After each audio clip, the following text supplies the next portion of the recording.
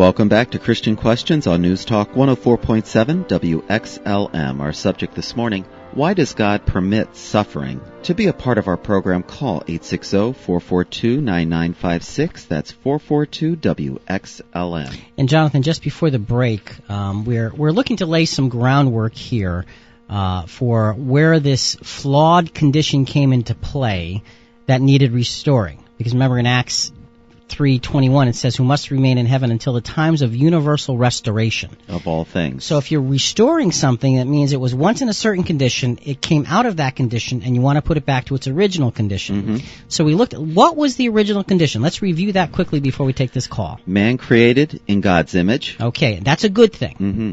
Given dominion over all the earth right from the start. That's another good thing.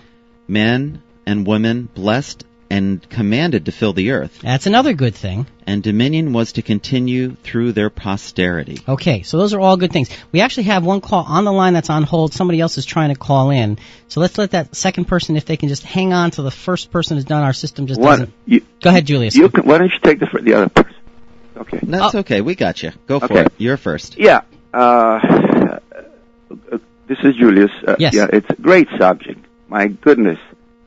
Hours could be spent to unravel the mysteries of God and His character. But here's one point: the Bible is not written for the casual observer. Okay. You got to study it, make it your own. You got to meditate on it. And number one, number two, the 2 bullet points. And number 2, timing and method. Mm-hmm. And you mentioned how God does things, and His method and His objective and His goal. And number 3, there is, in Acts 17:31, a day of judgment set aside for man to prove himself worthy of life.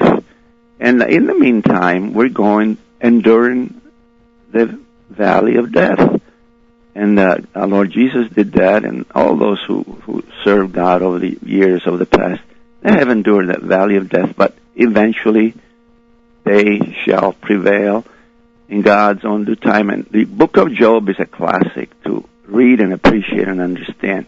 There's a lot to it, but for now, thanks for your effort, your service. God bless. Have a good day. Thank you, Julius. We appreciate your call. Bye-bye. And Jonathan, let's go right to the next call because they've been waiting. Welcome to Christian Questions. This is Jonathan and Rick. Who are we speaking with? This is John. How you doing? Hey, John. Welcome back. Good. I called last week. Yes. Yeah. The question I had was about my mother's passing. Mm-hmm.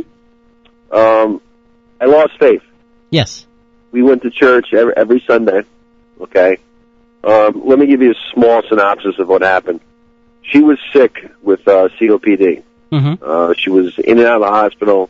This went on for 6 months. She fought the whole way. But my question is that how can a father... Now, I have a 5-year-old.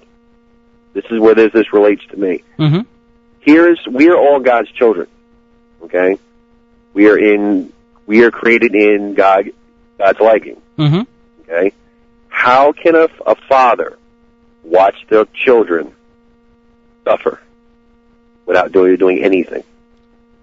That's a very legitimate question. Very important question. And I asked myself, and what the funny part was is that I was left to make the decision.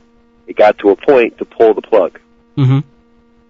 And that's a tough thing. Okay, and this is somebody that raised me, that kind of took that, Mm-hmm. But here I asked myself, I went down to the little church they have there, and I walked in, and I knelt down. I stayed for a minute. I walked out. And my answer to myself was, I said, why am I walking out of somewhere that I went every Sunday and I went to Catholic school and everything. And I said to myself, if he hasn't been here for 6 months, I don't need his help. It's understandable. It truly is understandable. And I made a decision myself. Yeah. And to make it even worse, it sounds suspicious to you, okay? But you know how everybody always says, God, this is the time taker? Mm-hmm. I ask it every day. Okay? Every day I ask that. and I was left to make this decision myself. Yeah, no, I can understand that. We've had similar experiences in my family, so I can certainly relate to that. Again, then I started dabbling with different religions, okay, different beliefs. Mm-hmm. And the one I finally rested on is what you're talking about now. Mm-hmm. Okay, you know what you're getting. Okay? You know what to expect. It's, to me, this what I did believe in led me astray. Mm-hmm. He was not there when I needed him. It sounds cruel, but it's true. You're raised in this religion that God will be there for you. He's your father. He will be there for you, like everybody's father will be there for him. Mm-hmm. He wasn't there for me. Well, John, I first of all deeply appreciate your suffering and your willingness to put that out on the table with us here, because it's certainly a difficult experience. And throughout this program, if you stay with us, we're going to really, really attempt to put things in a perspective, because God is doing something about suffering and all of that. It just, His timetable is different than ours, and that sounds like just a flippant answer almost compared to what you just described. But stay with us if you can, and call us back in the second hour if you have more input. Let me just say one thing, and then I'll... Go ahead. I'm at work and I'm listening. Okay. I went to every church in my area. And there's a lot of churches because I'm from the Connecticut area. Mm-hmm.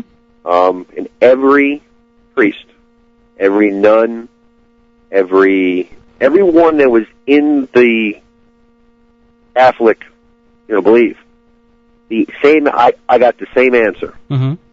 It was God's will.